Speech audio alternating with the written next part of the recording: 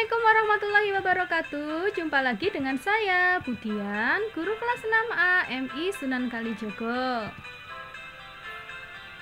Hari ini kita akan belajar tema 5, muatan bahasa Indonesia. Kita akan mempelajari tentang daftar riwayat hidup. Baiklah, kita langsung saja ya. Apakah itu daftar riwayat hidup? Daftar riwayat hidup adalah tulisan yang berisi informasi diri, meliputi identitas diri, serta kegiatan yang telah dilakukan. Informasi diri yang ditulis harus didasarkan pada fakta dan harus disajikan dengan sangat rinci.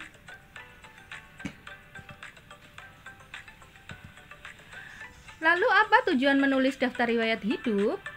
Tujuannya adalah menjelaskan tentang jati diri kita kepada orang lain dalam suatu kegiatan yang memerlukan pengenalan diri. Contoh kegiatan tersebut diantaranya pendaftaran anggota organisasi, pendaftaran lomba, melamar pekerjaan, dan pendaftaran sekolah.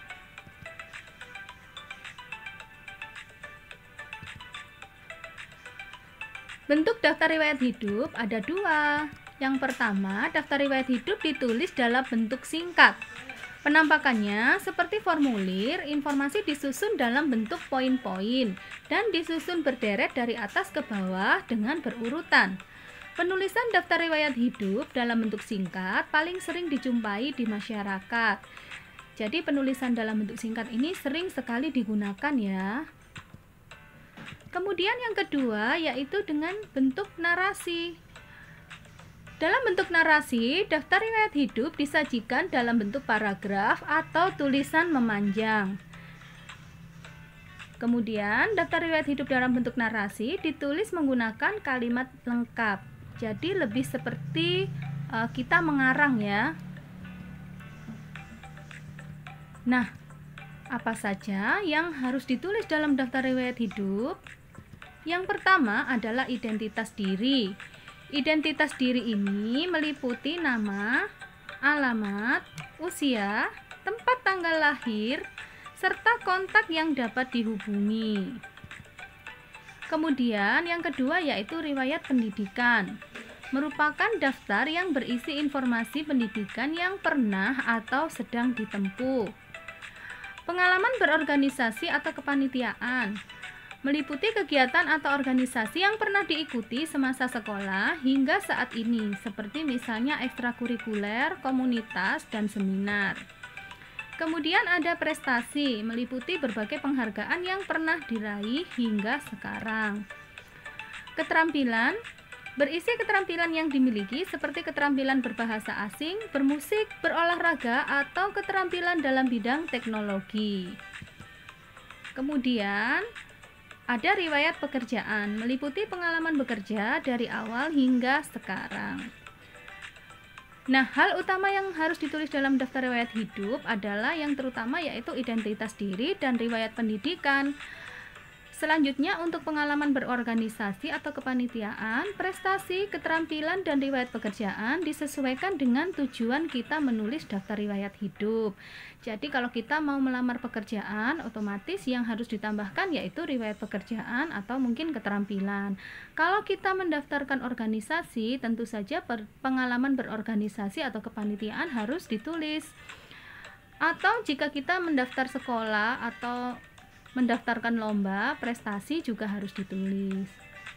Menyesuaikan dengan tujuan kita menulis daftar riwayat hidup.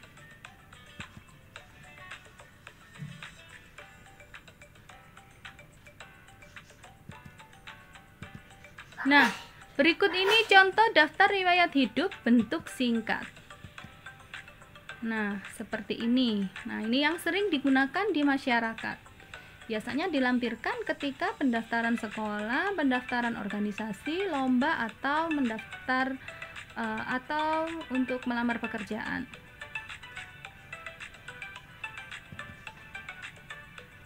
Kemudian yang ini contoh daftar riwayat hidup dalam bentuk narasi. Jadi kita menuliskan seperti kita menulis karangan. Nah, tugas kalian untuk hari ini, buatlah daftar riwayat hidup salah satu orang tuamu, boleh ayah atau ibu, salah satu saja. Boleh dalam bentuk singkat atau dalam bentuk narasi. Ini juga dipilih salah satu saja ya, boleh dalam bentuk singkat atau narasi. Dipilih salah satu yang menurut kalian paling mudah. Tulislah pekerjaan ini atau tulislah daftar riwayat hidup di buku tulismu, kemudian foto dan kirimkan ke WA Budian seperti biasanya. Jika ada kesulitan, silakan bertanya melalui WA.